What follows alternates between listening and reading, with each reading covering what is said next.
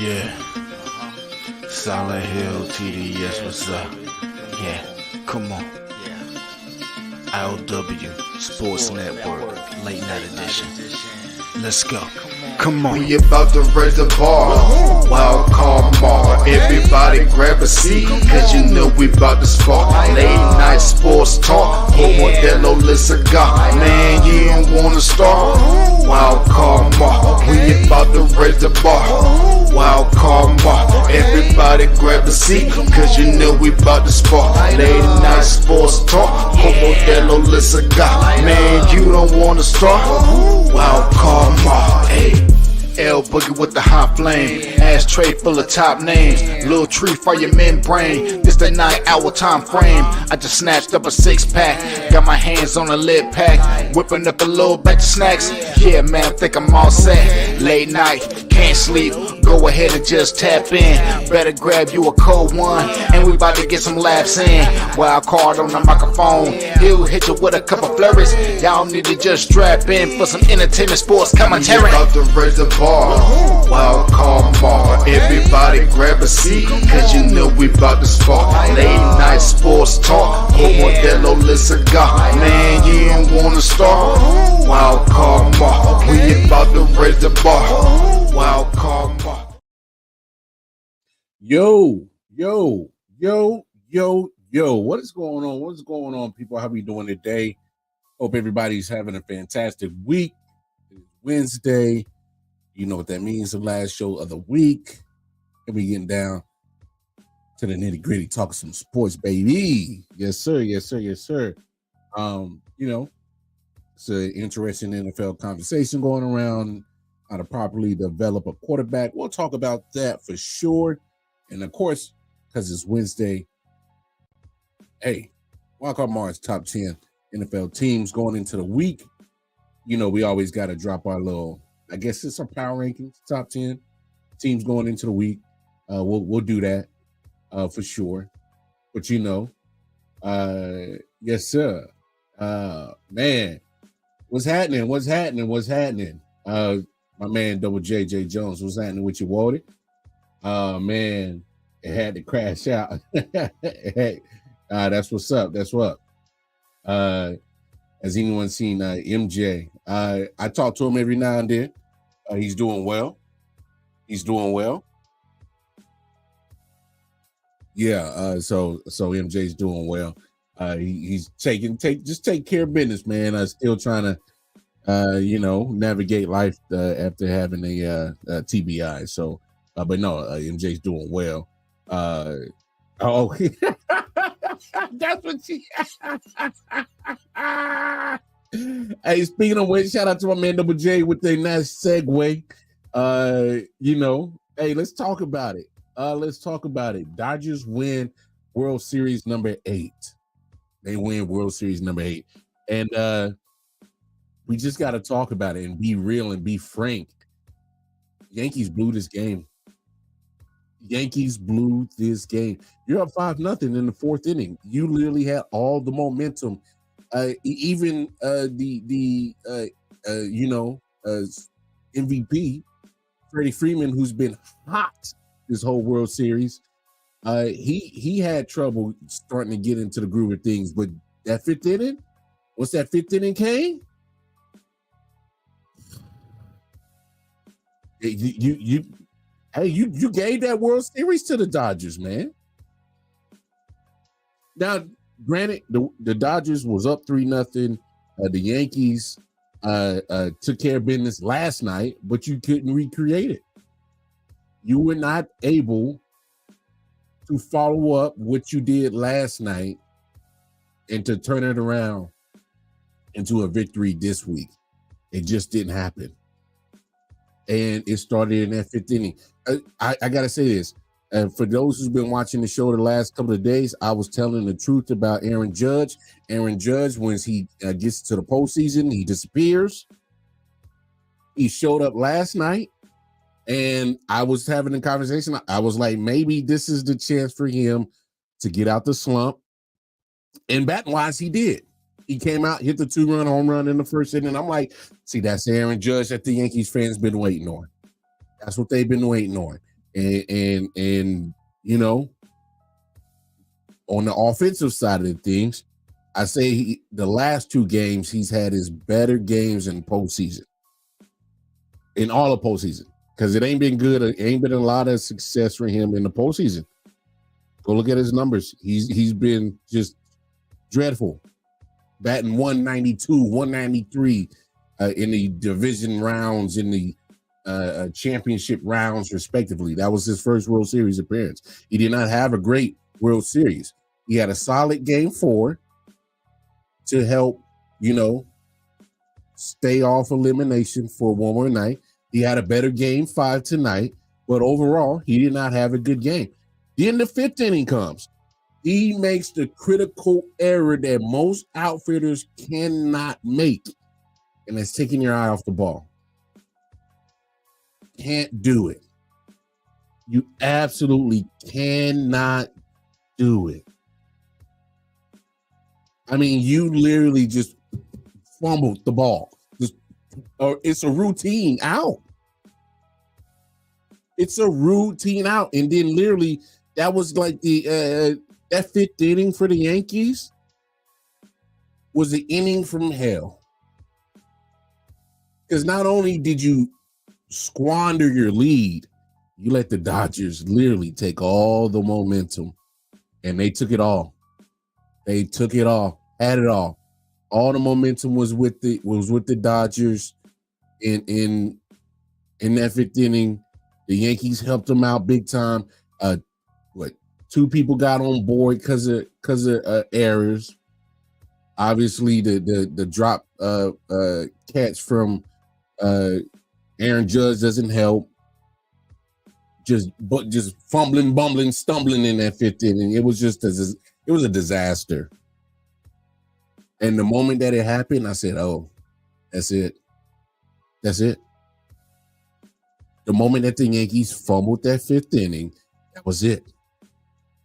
You literally, because you had all the momentum, and in one half of an inning, in a half inning, you gave it all up. And that's the crazy thing. And that's the crazy thing, Jay. I'm glad you brought that up. Garrett Cole was having a phenomenal game. Garrett Cole looked like real Garrett Cole this week or tonight. He was looking like real Garrett Cole, and they didn't help him out. And granted, there was probably one of those situations where he should have covered first and got the out, but still, I'm not gonna put all the blame on him. I think he's at fault for that one, for not covering the base. Most pitchers go and cover that base. At least go run over there until they tell you to, you know, back off, I got it, or somebody else gets over there. But you go cover the base. So he made a mental mistake on that. Like I said, it was just a bad inning for them Yankees. You talking about giving up a game, and you can't do that in a game that you got to win to keep it going. The way that the Yankees played leading up to the 5th inning, it made it look like they were going to do what they looked like they were going to do to the Dodgers what the Red Sox did to them, and come back down 3 games and win this son of a gun.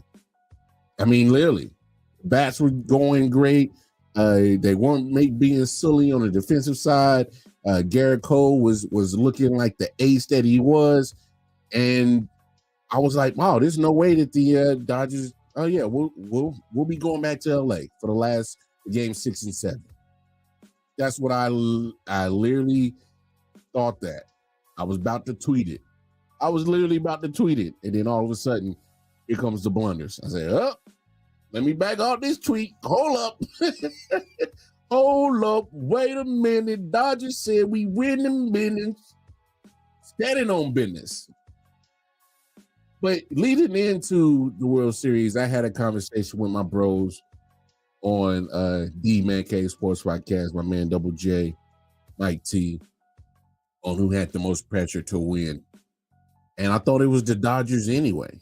You literally, you took a page out of the Yankees playbook, spend a lot of money. And of course, with you going to get Shohei Ohtani, and the way that you structured his contract, you put yourself in a very I guess really, must-win type of situation, because you got the best player in the world in baseball, and you're paying him dirt cheap because it was his idea. You deferred a lot of the contract money because he said, "Hey, I made a lot of money in Anaheim for missing the playoffs every year. Made a lot of money in Anaheim. I'm used to the California taxes. I got endorsement deals. He got the New Balance deal. I'm pretty sure there's some other endorsement deals in his native country of Japan. He's probably making money we don't know about over here in the States, but I'm pretty sure there's some money over there he's making. He's like, I'm good on the money, Tim. Go ahead, we'll defer a big chunk of my salary down the road. Build the team. Build the not only a quality team, no, build the championship team. So there's other players that benefited to go ahead and get people. And yeah, I agree with that too, Jay. There were some times where I thought Shohei Ohtani struggled. He didn't struggle like Aaron Judge struggled, but he wasn't too far off. I think that's fair to say. He did not struggle as bad as Aaron Judge. Aaron Judge was just mighty bad this whole World Series. I know he had the home run tonight, had a hit in the RBI last night, but you talking about overall World Series, D-. And Shohei Ohtani is probably right there, more a D+. He did not have a great series at all. Being a DH, he definitely should have had more hits, more RBIs. He should have done more damage, because the fact that he was in the lineup where he was, whether he was leading off or there was times where he was ahead of Freddie Freeman. And the way that Freddie Freeman was so hot, you got to take advantage of Freddie Freeman being so hot, and hopefully, because they're going to more than likely pitch to you. The way that Freddie Freeman was so high, you take advantage of those certain mistakes pitchers are going to make, or just the fact that they are going to give you chances to hit some pitches in the zone that you would like. I thought he should have taken more advantage of some of the pitches that was given to him due to the fact that there was other hitters in the lineup, in the Dodgers lineup, that was just doing more damage than he was. If I was a pitcher, I wouldn't have been scared of Shohei Ohtani in this series. He just wasn't that same Ohtani. He had better appearances in a championship series and a divisional round. Just wasn't a good World Series for him. Hey, it was his first one. I'm pretty sure he had some nerves, some butterflies, but still, when you are the best guy, you gotta make it happen. You gotta make it happen. You gotta be that guy. Like I said about the other day about Aaron Judge. Aaron Judge, the Yankees were only going to go as far as Aaron Judge take him, and you saw his performance. You see why they only won one game. He didn't have nobody like Freddie Freeman that was on fire. I know Giancarlo Stanton, wasn't too bad. But he wasn't as hot as Freddie Freeman. Matter of fact, that's why you see why Freddie Freeman won the MVP. That man was in fuego. He was hot. There was not one bat that was doing what he did. This man had 12 RBIs in 5 games for the World Series. Clutch. That's clutch. That's playing big boy baseball at big boy times on a big boy stage, to walk around with the big boy trophy. Not only one, the one that you celebrate with your team as in the World Series big boy trophy, but you walk around with the big boy Willie Mays MVP trophy, because you played big boy baseball on that big boy moment. Hey, straight up. Straight up. And hey, the Dodgers, like I said, I felt like they had more pressure to win this World Series. You know, last time they won, it was the COVID year. They did not get a parade. They're going to get a parade this time. I'm pretty sure they're happy about it. It's going to definitely shut those talks about, you know, Dave Roberts not being able to be a manager or, you know, or being a good manager. I think he's a damn good manager. Look at what he's done with his Dodgers. Numerous appearances, being one of the final few teams in the playoffs. A couple of World Series appearances. Now 2 World Series titles. Put some respect on Dave Roberts' names as a manager. With the Dodgers, hey, I'm telling you right now, I don't know if this will start a trend. I don't know if it will. But if I'm some of those superstars, like, you know, big names like Ohtani, maybe you should start looking at, hey, you know, take a big chunk of the salary and deferred payment. I'm not saying it's going to be a huge trend that most players are going to follow. No, because I know me. I've been broke all my life. I want the cash now. Give me the cash now. All right. I can take my cash, start investing in it, in other things, set up life after, you know, whatever. Cool. Regardless, because baseball money, well, whatever you sign on the dotted line, you're going to get it. It's fully guaranteed. That ain't the point. I'm just saying, I've been broke for so long. I want the monies now. You know, I couldn't be a Shohei Ohtani, but nah. Let's defer, build the team around me, you know, get the pictures, get the hitters, let's get this championship. Nah. I'll ring Chase after I get all my money. That's me. So like I said, it's going to be up to certain players how they thought process is, where they at in life, you know. See, a rich person they ain't tripping off seeing more money. They see money all their life. You know, Ohtani's been a rich guy. He's been a rich man. He ain't tripping about it. He's like, well, you know, it's a big old contract. Now I'm gonna see the money regardless. Let's get the championship. I love the strategy. But let's not fake the funk, everybody. Not everybody's going to sit around and do the Shohei Ohtani thing and just, you know, defer money. No, not everybody comes from the same situation. Like my man Juan Soto, about to be a free agent. Now, say what you want on how much he's worth. Me personally, he's worth no less minimum $600 million. That contract that he about to get, minimum $600 million. All right.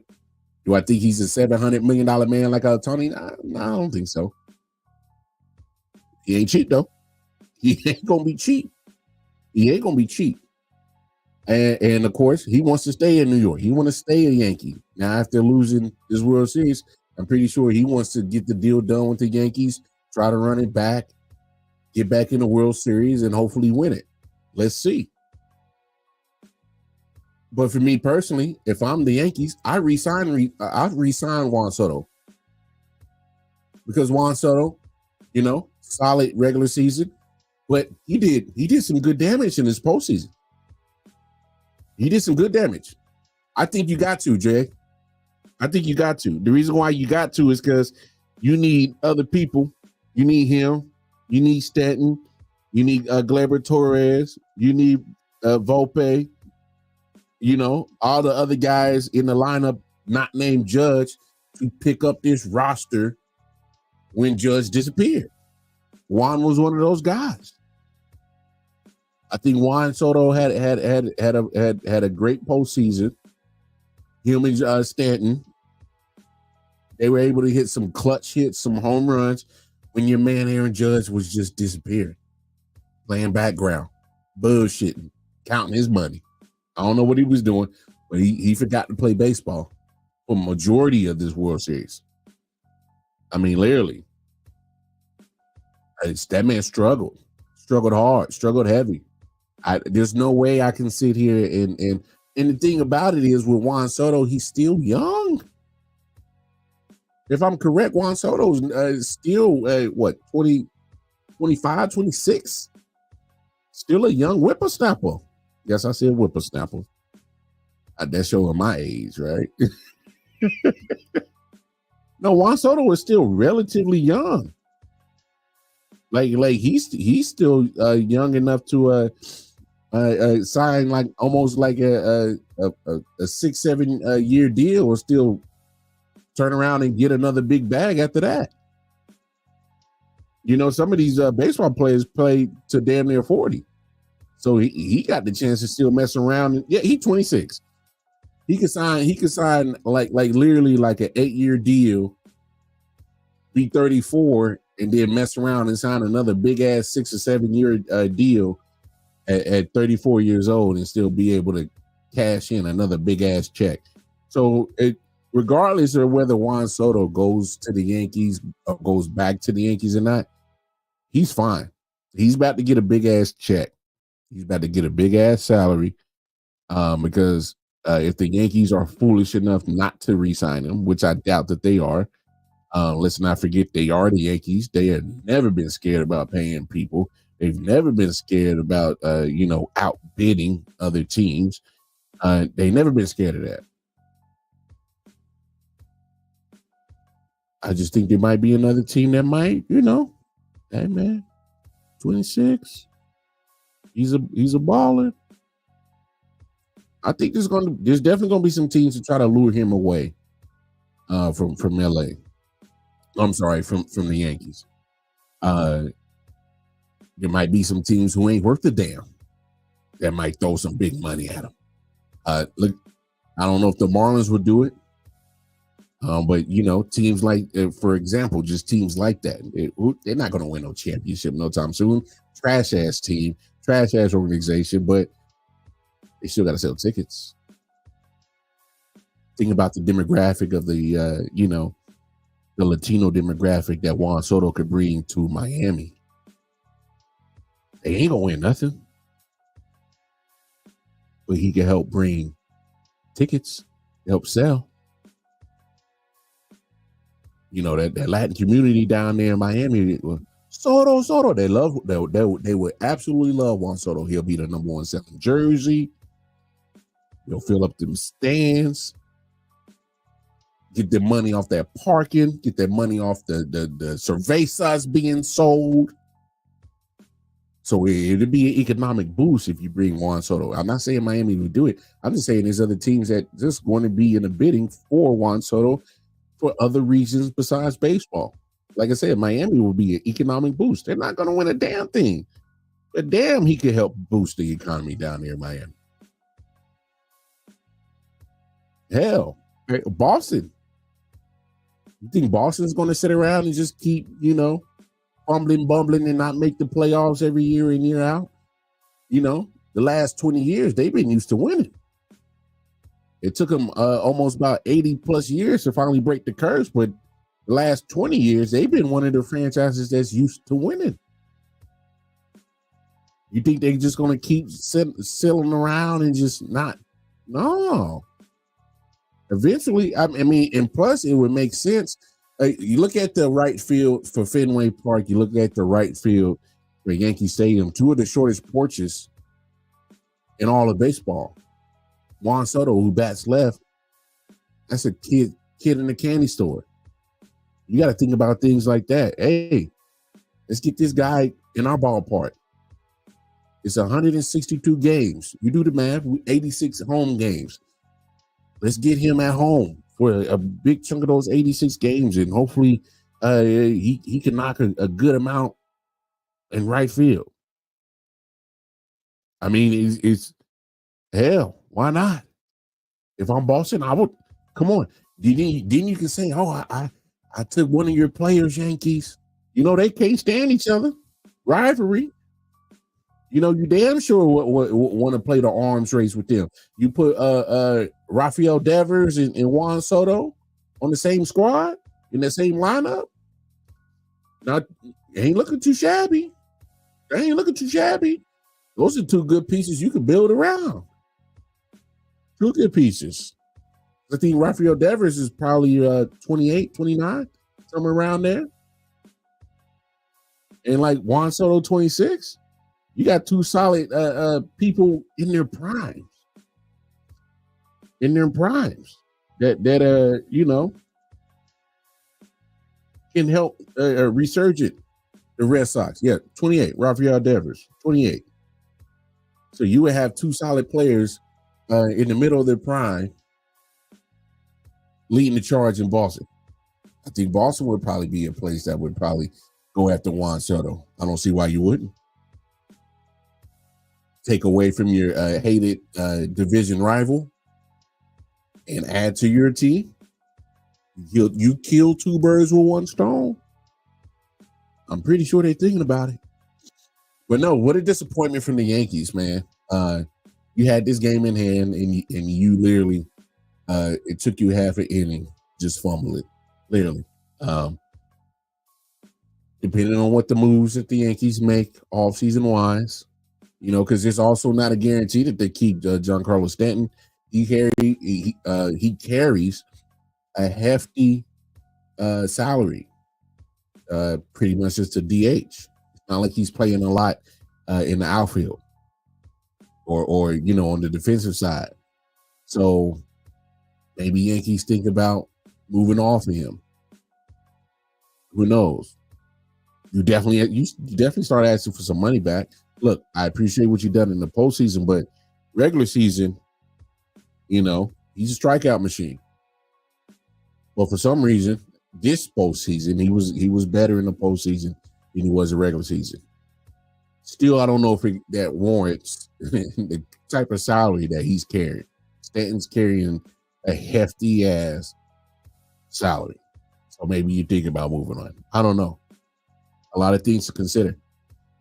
But I was not expecting a 4-1. You know, only 5 games. Because this was the matchup as baseball fans. This was the matchup baseball historians. Dodgers, Yankees, historic. Big time names, Ohtani, Judge, you know. This was the baseball's fans type of you know, dream scenario. I don't think it lived up to the hype, only because one team dominated. Dodgers dominated. I mean, what else do you say about this World Series? It's kind of hard to say that the Yankees could have made it a better matchup. They just didn't. They did not show up for majority of this series. They showed up for one game and only showed up for 4 2/3 of this game. As that 5th inning, that was not the same Yankees team. They were deflated. Absolutely deflated. I know they end up taking the lead again, going to 6-5, but it just wasn't meant to be. Just wasn't the Yankees year, man. It happens. Shit happens. Got to be better, though. Got to be better. Hey, baseball's done. It's a wrap. Man, that's one sport down. Just real quick, I know they're going to talk about it. Of course, Lakers go to Cleveland. Bronny gets his first points. Hey, I'm just going to say congratulations. All right. I still listen to my parents. They told me don't say nothing if you ain't got nothing good to say at all. I'm just going to say congratulations. First few points in NBA. More points than I got in NBA. So I ain't gonna hate on you, young brother. Do your thing, Bronny. Homecoming. Went back to Cleveland. Yeah. Anyway, let's keep this moving. I'm gonna play this clip right here because it's about a couple of minutes long. TJ Watt, he was on Pat McAfee, and an interesting conversation kind of came up. Because this conversation obviously was started because they were talking about, the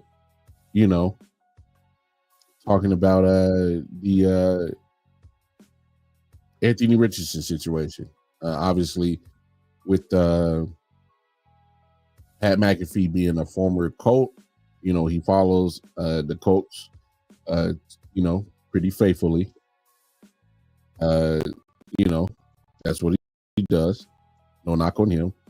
And then, of course, J.J. Watt being a former AFC South player, he knows that organization pretty well. But let's listen to what the conversation was about, and because some of the sentiments I heard it earlier today, I do agree with. But yeah, let's have an in-depth conversation. More to Flacco earlier than this. Right. Do you think the Colts are a Super Bowl team this year? Do you think they can win the Super Bowl this year? You tell me. What do you think, Judge? Personally, don't. I think they're a very good team. I do think Flacco gives them the better chance to win games right now. I don't think they're a Super Bowl winning team this year. And for me, if you were going to go that route, then you have to move to Flacco earlier than this. That's my opinion. Because right now, I think the only way you go to Flacco today is if you truly believe you can win the Super Bowl this year. Because otherwise, you have to figure out what you have with Anthony Richardson long term. You have to let him grow. You have to let him develop. There is such an epidemic in the NFL right now of ownership and coaches trying to get a young guy to play at such a high level so early, which, yes, we all want to. We would love if everybody came in and played like C.J. Stroud or Jaden Daniels. It would be incredible. But we're churning through these young guys so fast. If you are in a situation where you are rebuilding an organization or you're drafting a young quarterback to build around, you better understand what situation you're in. You better understand that might not be Super Bowl in year 1 or year 2, but that guy could develop longer term.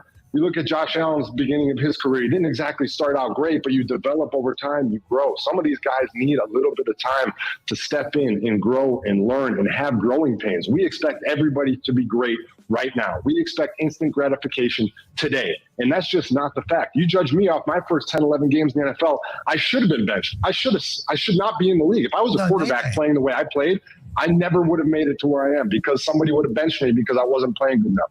But I could get through those growing pains. I could learn. I could understand what it's like at the NFL level, how you have to play these offenses, everything that they do. So it's so hard with everything we're asking these young quarterbacks to do. And then when they don't do it within their first 4, 5, 6 weeks, we're like, nah, move on, next one. And then you look at Bryce Young's situation, you take him out, and then Andy Dalton gets hurt. Now he's got to go back in and try and figure it out. It's really, really hard with how much pressure we put on these guys so early, and I get it. Multi-billion-dollar business, you have to. But what happened to growth? What happened to development? What happened to a little bit of accountability as a coaching staff to help this guy grow and become the best version of himself? That's what a coach does. It's not just automatic every time. You're supposed to develop him. That's your job. Man, JJ said he was cooking. JJ Watt was cooking right there. There's a lot of things that JJ Watt said right there that I definitely want to hone in on and definitely I definitely agree with a lot of things that he said right there. Because it's weird how in these NFL days it's so quick to, they want the instant gratification. A lot of these teams want the C.J. Stroud success from your rookie quarterback. I think that was an anomaly. That was an absolute outlier season that C.J. Stroud did. Because, and no disrespect to C.J. Stroud, he's having a solid season this year. But there's a slight regress from last year. He put the bar so high last year as a rookie. I don't think he's met that same level of play this year. Just based off the eye test. Definitely up to you guys. You want to agree or disagree with that? I'm just saying what I've seen of CJ Stroud this year. He's had a regression from his rookie year.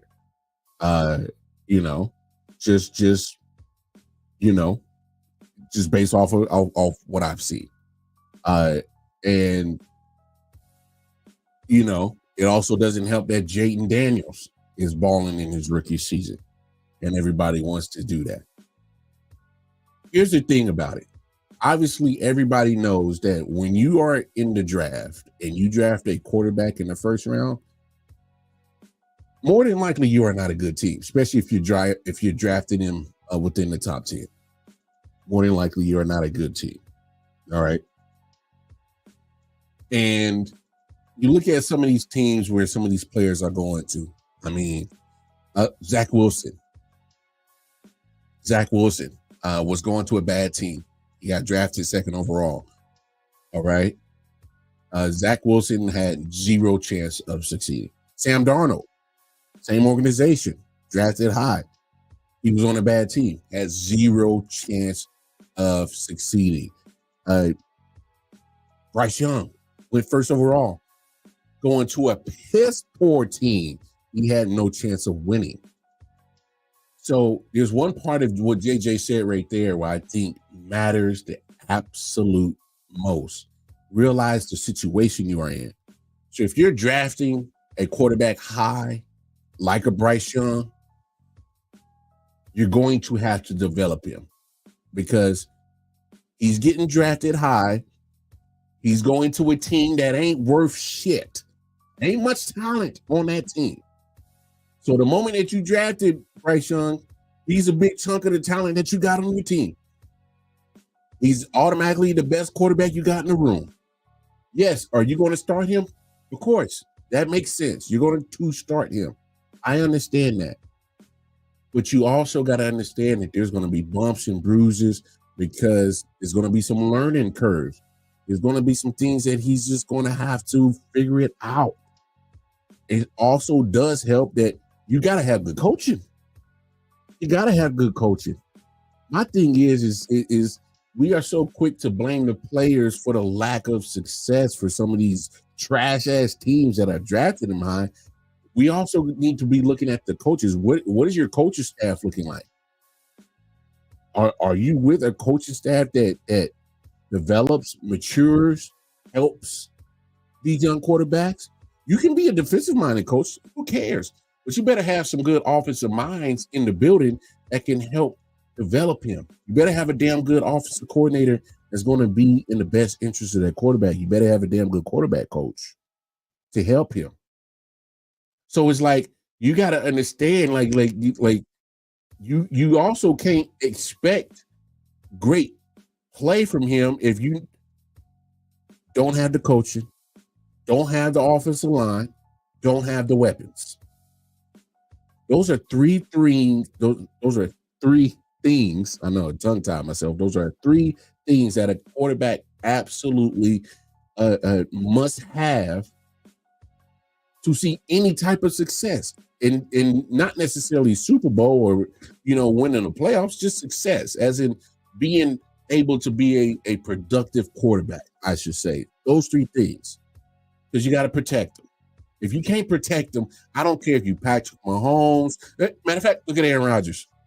He has a piss poor offensive line. He don't look the same Aaron Rodgers. Granted, he's older, coming off an Achilles. I understand that part.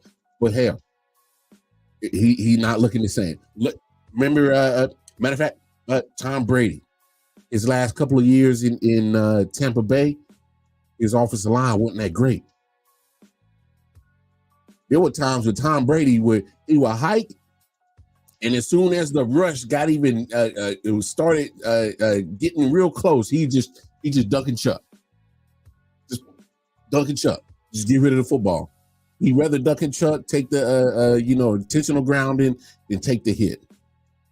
In any sight of a pass rush, he was chucking and ducking. So even the great Tom Brady, the most winningest quarterback of all time, there was a time that he had piss poor offensive line play, and he just thought he wasn't the same quarterback. You gotta protect these quarterbacks. You gotta give them time. You can be like Dan Marino was the man. Some of the best football throws I've ever seen in my life. Put him on his backside. How good is he? Ain't so good. Patrick Mahomes, love him. Magician. Lamar Jackson, love him. Magician. Put him on their backside. They ain't looking so MVP-ish. Pass rush is the key to beating elite quarterback play. It's pass rush. So what you got to do as an offensive team, guys, protect. This is simple shit. This is simple football 101. You want your quarterback to be at his elite level, protect him. Sometimes you wonder why Brock Purdy, who was Mr. Irrelevant, last pick in the draft, looks better than most quarterbacks. 1, he has the coaching. 2, he has the weapons.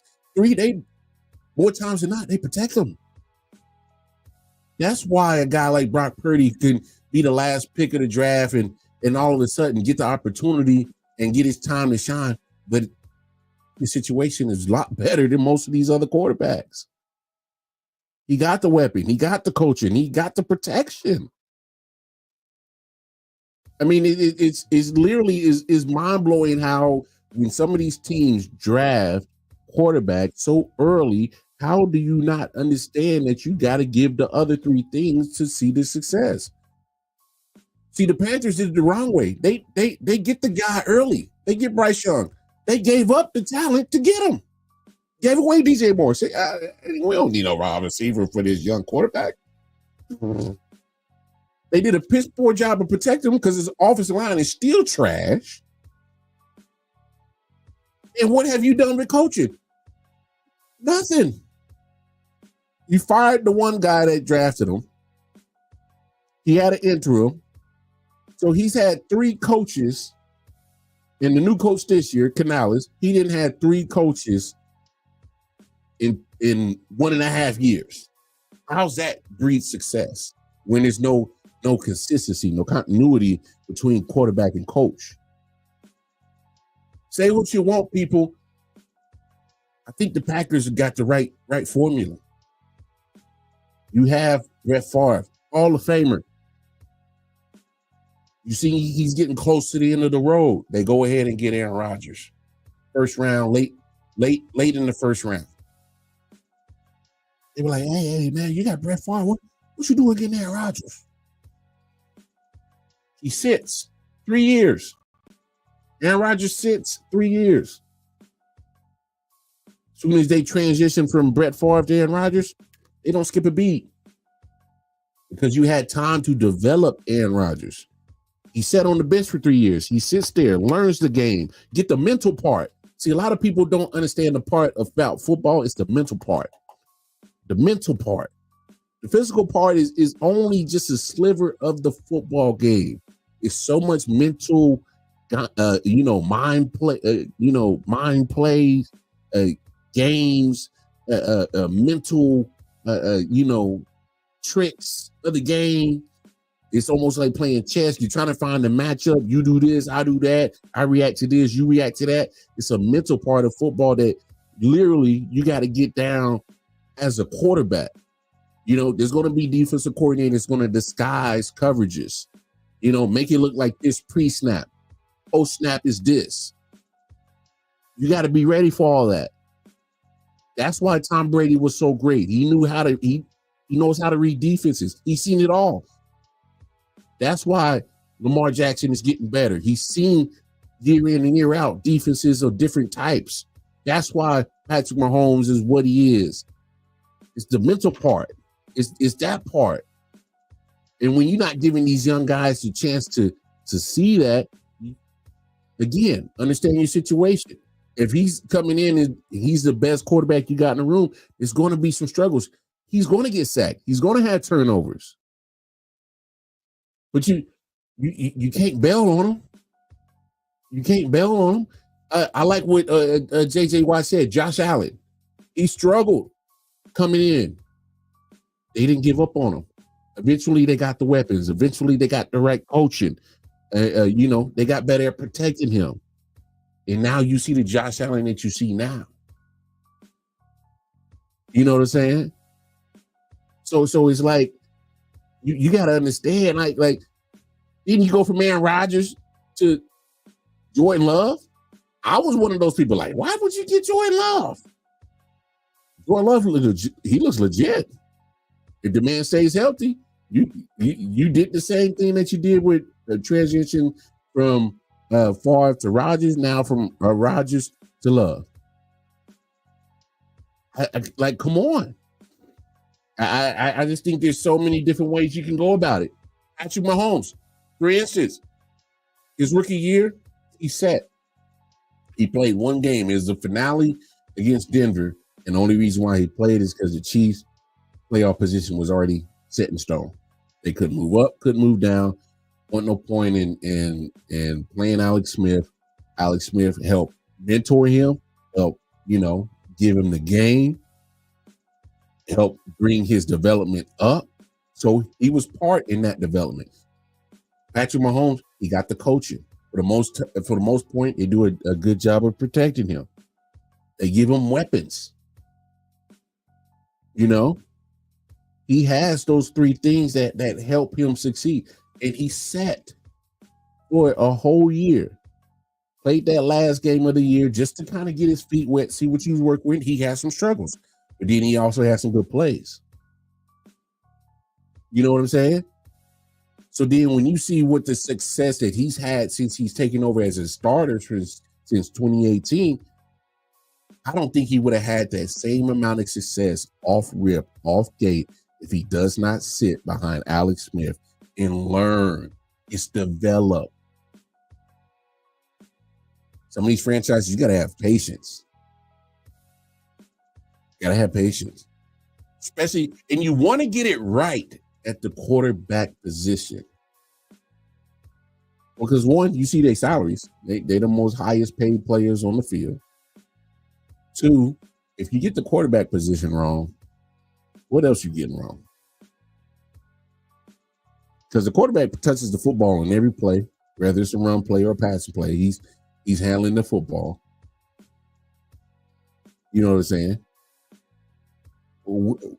If you get that position wrong, you just set yourself back. You just set yourself back. And yeah, I know it's a laughable. It really is a laughable situation. But look at it this way, Jay. Look at the teams that's had patience with the quarterback position. More times than not, they're usually some of the teams that are at the end of the season playing postseason football or raising the trophy. I mean, the teams that have more patience with the quarterback position usually are the teams that are playing at the end. I just think that's what it is. Bobby G, what's happening, bro? I think it's more about the want factor. Owner wanted Bryce, coach didn't. Owner wanted Zach, coach didn't. CJ was drafted by coach and GM that wanted him. Free agents get signed where they are wanted. I know, and I don't disagree with that. But at the end of the day, okay, for instance, let's stick right here. Owner and GM want one guy, coach wants another guy. Okay. But you still get paid to coach.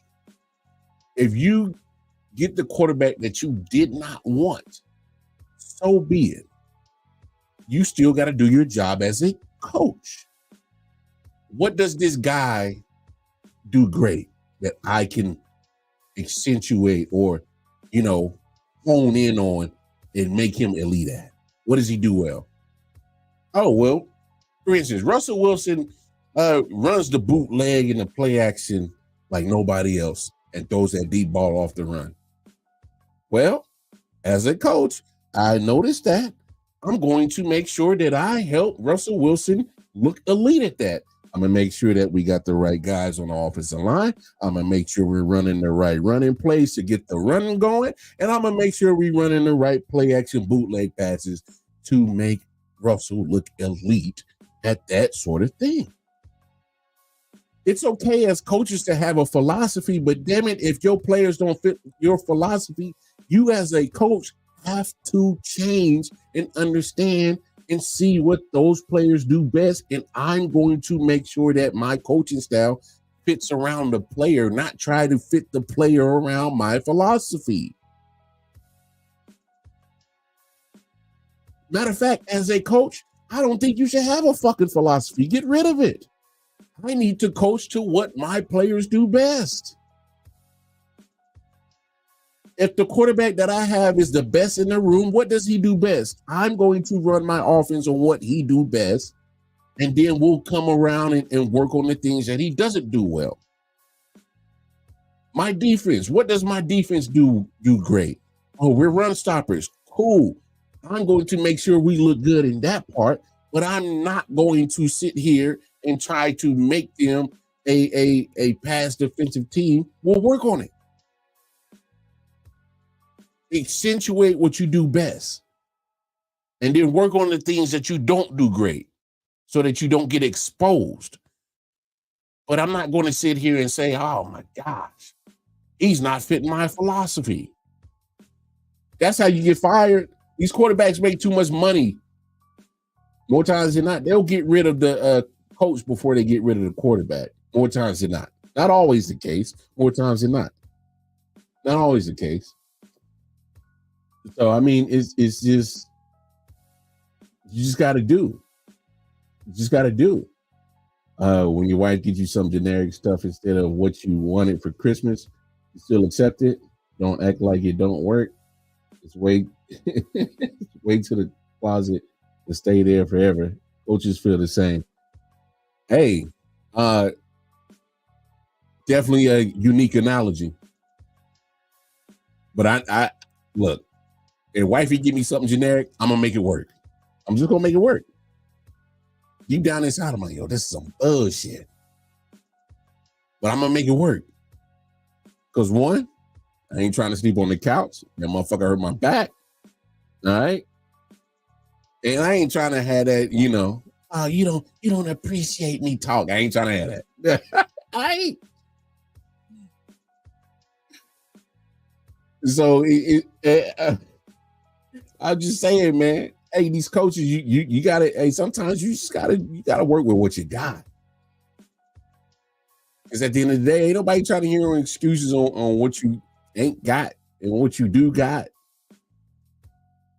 I ain't trying to hear it. Sometimes you gotta make chicken salad out of chicken shit. Sometimes you got to.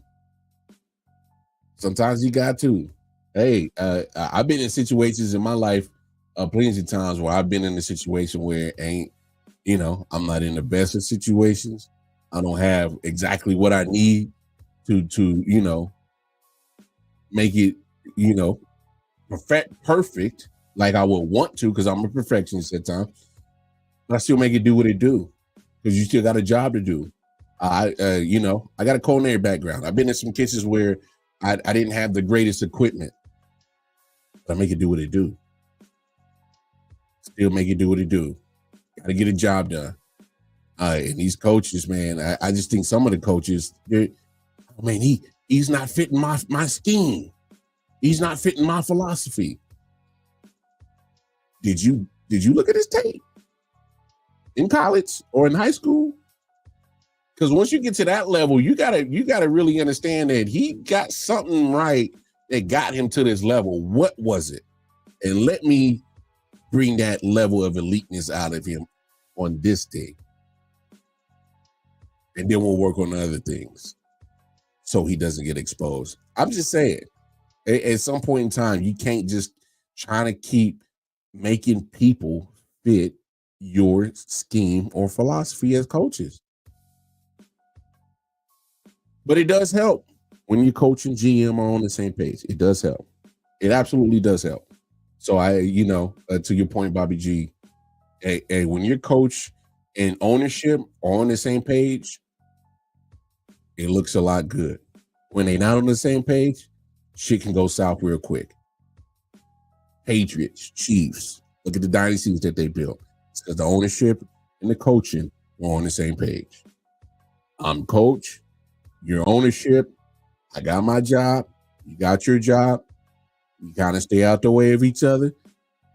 Hey, as long as we keep winning, everything's copacetic. Everything's cool. Look at how the Cowboys were going. See, Jimmy Johnson and Jerry Jones was on the same page till it wasn't. Jimmy said, "Nah, I ain't putting up with your shit. I'm out." I built the team for you. Barry Switzer came in, won another Super Bowl, but they ain't done a damn thing since. You got Bill Parcells, a Hall of Fame coach, went down to Dallas. He didn't stay long. You know why? See, man, I ain't got time to be dealing with this meddling ass owner. I know what a lot of people are saying, man. Bill Belichick should go to the Cowboys. For what? Bill Belichick ain't gonna go to no Cowboys. Not as long as Jerry Jones is still alive and running it. He ain't trying to deal with no meddling owner. Bill Belichick says, man, I done forgotten more football than you ever thought you knew, Jerry Jones. Don't try to, run me on how to run football. No. Bill Belichick ain't going to no Cowboys. He wouldn't dare do it. Not as Jerry Jones is still there. No. Hey, ownership and coach got to be on the same page. That's kind of the reason why Brian Flores isn't in Miami. He wasn't on the same page with ownership. He didn't want to. He made that quite clear. He wanted Herbert. Did he do some winning? He done some winning. He had the Dolphins going in the right direction, but eventually, got to go. Ownership and coaching got to be on the same page, especially when it comes to quarterback.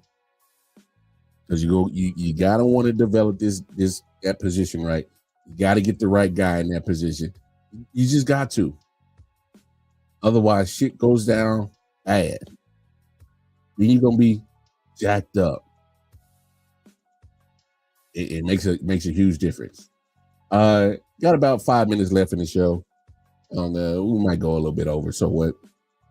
Y'all know what it is. It's Wednesday, so I always give out my top 10 NFL teams.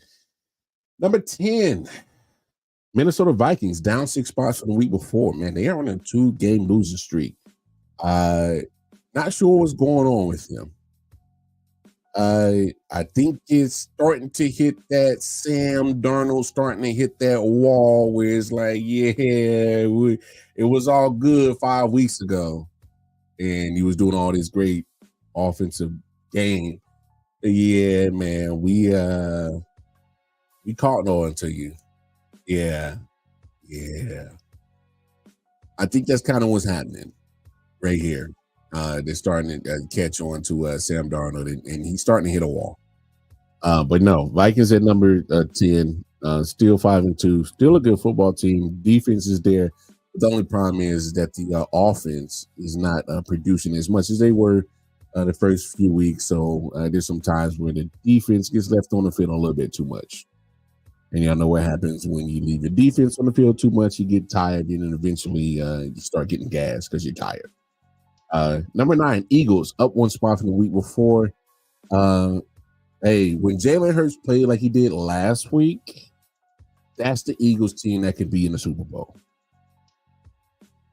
That's the team that could be in the Super Bowl. Only problem is I need to see more consistent play from Jalen Hurts from last week. From here on out, I need to see more consistency from it. Until then, I can't move them up a little. I can't move them up a lot. I need to see more Jalen Hurts playing like he did last week and from the rest of the season. If he does that, you can easily see the Eagles come up this list. Until then, they sit right there. Packers. I got them down 3 spots from the week before. They've been kind of edging out some of these last few games, and I don't mean to punish them for that, but I'm also starting to look at how Jordan Love is kind of, he's already missed some games. He's banged up now. He's uncertain if he's going to play next week. So I'm kind of like, And no shade to my guy Malik Willis. I love Malik Willis. Shout out to him. He's been, taking care of business this year when asked to come in and play. It's just that this is Jordan Love's team. Let's just be honest. Jordan Love can get these guys to the playoffs. Jordan Love could get these guys to the Super Bowl.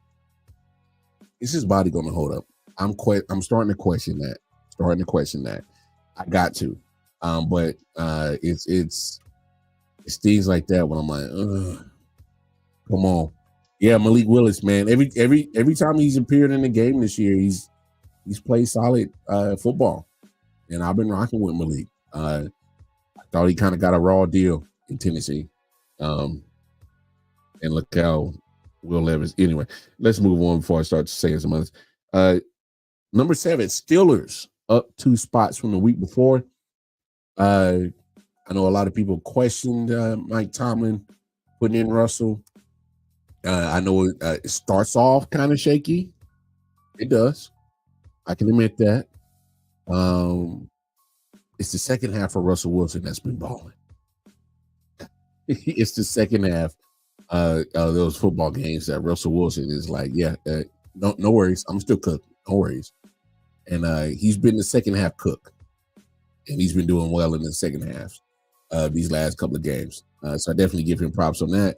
The defense is still the defense. Steelers, let's beat somebody worth the significance. Beating both New Jersey teams the last couple of weeks, the Giants and the Jets. I ain't tripping off that.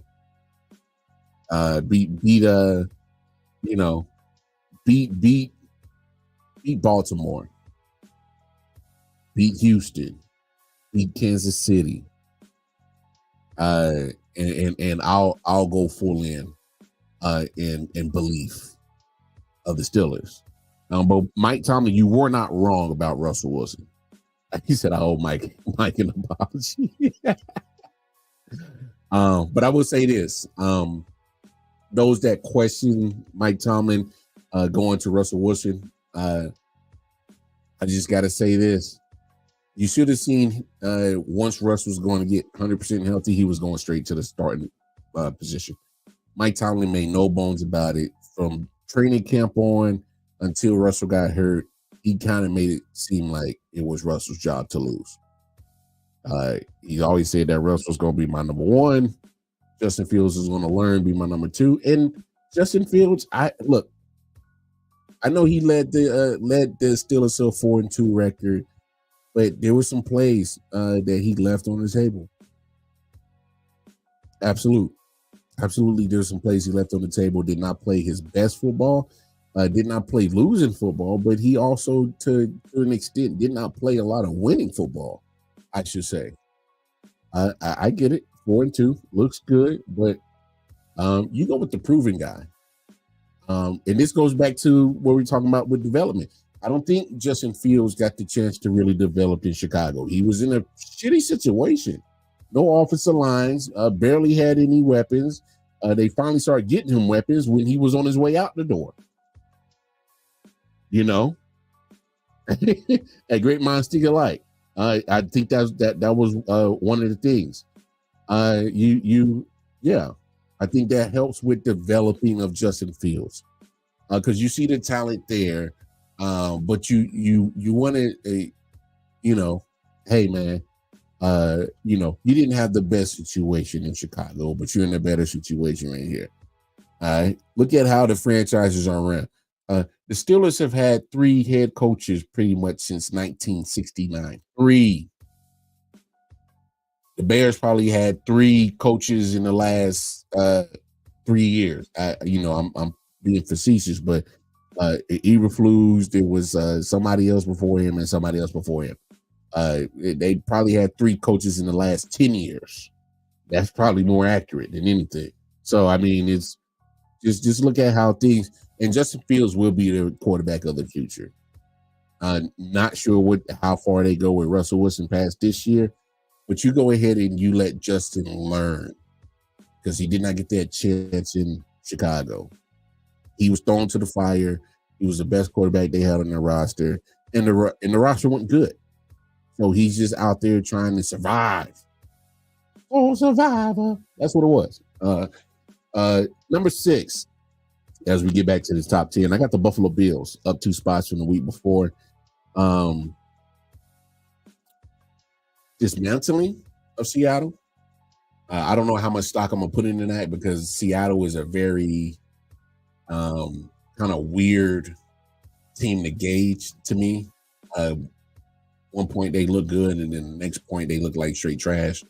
So I don't know how to really gauge that. But I will give props to Buffalo. Make that long travel from Buffalo, New York to Seattle, Washington. One of the hardest places to play, and they beat them down. It wasn't even close. They whooped their ass straight up and down. Obviously, great decision to go get Amari Cooper, get that weapon that you want, who's not going to cause strife to your life, but he's going to also all out on the field. And you can see it's kind of opening up things with Keon Coleman, the rookie that they drafted. He's starting to look like he's coming around. Bills, yeah. I was wrong about them. I thought they were going to miss the playoffs this year. Looks like they're about to win that division again. Yeah. So they're about to win that division again. Number 5, Texans. I got them up 2 spots. I'm kind of on the fence with the Texans. Like I said earlier, I do still love CJ Stroud. Unfortunately, I think that there's been a slight regression in his play, and it might not necessarily be on him. Obviously, just got the news that Stephon Diggs is going to be out for the rest of the year. That's a blow, no matter how you slice it. Especially the talent that he possesses. That sucks for the offense. And then also you kind of see how with Nico Collins hit IR. I think he has like another week or so on IR. He was their deep threat, and then lo and behold, the offense kind of stalled. And even times when Joe Mixon was out, tough for them to move the football. They had no running game. Been kind of in and out of stars, in and out of the lineup for the Texans, and I think it's kind of had a direct hit on CJ Stroud's production.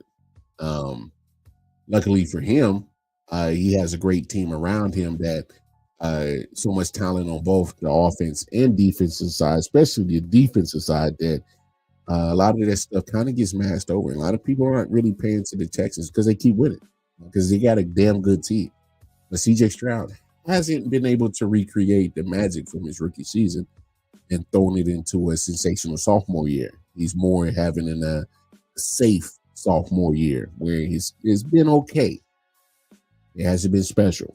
But watch out for that. Number 4, Commanders. Speaking of special, up 2 spots from last week. Jay Daniels is special. He's an outlier. You talking about CJ Stroud rookie year being an outlier last year. This is your rookie outlier this year. But I think a lot of credit definitely goes to Cliff Kingsbury, who's shown that he's a better offensive coordinator than head coach for sure, as he is doing great things with Jayden Daniels. But also Jayden Daniels, in my opinion, he was the better prospect, more NFL-ready quarterback coming into the draft. Just my opinion. I just thought he was more NFL-ready from playing at Arizona State, then LSU, seeing elite talent, playing against elite talent, and being able to showcase his skills going against that elite talent. So I just thought he was more the pro-ready quarterback going into the draft, and he's showing, balling out, and also it takes a little bit of luck. Silly Bears and number 29, old fool ass, talking shit to the fans and forgot there was a play that was going on while he's talking and jaw jacking, and then had the nerves to be the son of a bitch that tips up the ball for the easy Hail Mary. But I digress. But still, give Commanders the credit. Still finding ways to win. Even in the losses that they had, especially the loss that they had against Baltimore, they hung in there and they went toe to toe with Baltimore. So they did not get the doors blown off of them. Number 3, I got the Ravens down a spot from the week before. Look, I get it. Bad loss against Cleveland. It was. That was a bad loss. They had some mistakes that cost them that game. Kyle Hamilton not catching that interception that could have sealed the deal. More times than not, he makes that interception. All right. I don't know. I think they were sleepwalking through that game. They just kind of knew that. Oh man, we got the Browns, man. I ain't tripping off them fools, man. I thought they were bullshit. So now that I say that, I probably should have moved them down a little bit further, but because I can't reward you for bullshitting. I can't. I probably should have moved them down a little bit closer to 5 or 6, but the Ravens still, to me, are just a damn good team. I still think Lamar Jackson still MVP right now. I know a lot of people.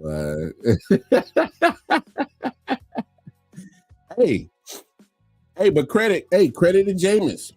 Credit to the Browns. They said, nah, man, we may not be having our best year, but we not just gonna lay down. So I give the Browns credit for going out there and taking care of business against a divisional opponent and not, I need to see them do that more often this year, not just against the Ravens. So we'll see. We'll see what happens. Y'all could take a night off against Kansas City, though. Take a night off. Just saying. But no. Cleveland. Yeah. Number 2, Detroit Lions, up 1 spot from the week before. What is there to say? To me, Detroit Lions are the team in the NFC, and it's not even close. It's not even close. I thought that they were going to struggle, losing Aiden Hutchinson. It hasn't bitten them in the butt yet. So I do believe that the Lions are definitely going to go trade deadline before it passes. Go get them an edge rusher, give them a pass rusher. Kind of help lessen the blow of not having Aiden Hutchinson. But no, that offense is legit. That offense is scary. David Montgomery's doing this thing. Jamar Gibbs is starting to show. That's the best running back combo right there. Jahmyr Gibbs and David Montgomery. I would hate to be a defense going against them too. I know the loss of Jamison Williamson, for the 2-game suspension or even possible investigation that he might have to deal with. As I saw those reports, I don't think they miss a beat. Do they miss kind of the deep threat, quick play strike that he has? Possibly. But still got Sam Laporta, who's turning himself into probably one of the better tight ends in the game. Of course, Amon-Ra St. Brown is turning himself into one of the better wide receivers in the game. And getting something out of Tim Patrick. He's had a lot of injuries in Denver the last couple of years, but he's been helping them do what they do in Detroit. And like I said, Gibbs and Montgomery. I mean, Detroit's scary. I'm having a hard time trying to see anybody else in the NFC that scares me like Detroit, and I don't see it. I think they take care of any other team in the NFC. Lions are legit. Last year was not a fluke. They've gotten better this year. Matter of fact, if we really being frank about the Lions, they've gotten better this year. So yeah, definitely number 2. And then number 1, you see the hat. This is not a homer pick. They're the only undefeated team in the league. And yeah. You're doing all of this without the great Patrick Mahomes looking like Patrick Mahomes. He's been looking more like his brother Jackson, who I'm not sure his football prowess, but I can understand it's probably not like Patrick's.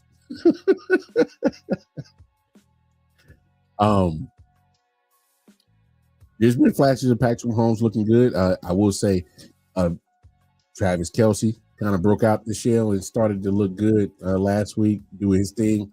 Got in the end zone finally. Only took him about 8 weeks to get into the end zone.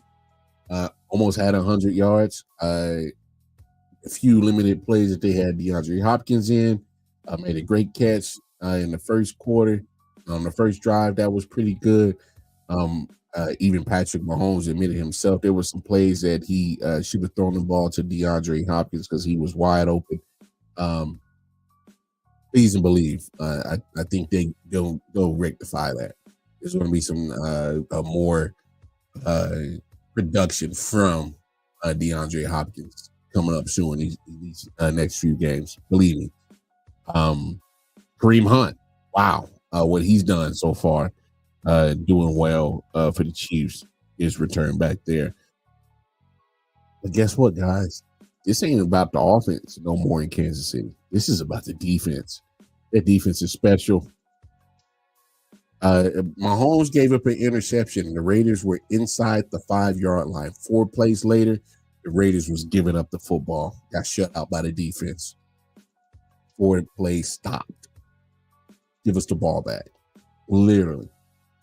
I mean, literally, you just got off the field. Your quarterback has his arm hit, and you just an interception right there, and you're literally within the 5-yard line. Sit down. Stop. This is a defensive team now. This is a running team. 2 things that I thought I would never say as a Chiefs fan with Patrick Mahomes as my quarterback. That 1, my defense will be elite, and 2 is more of a run-first offense than it is passing.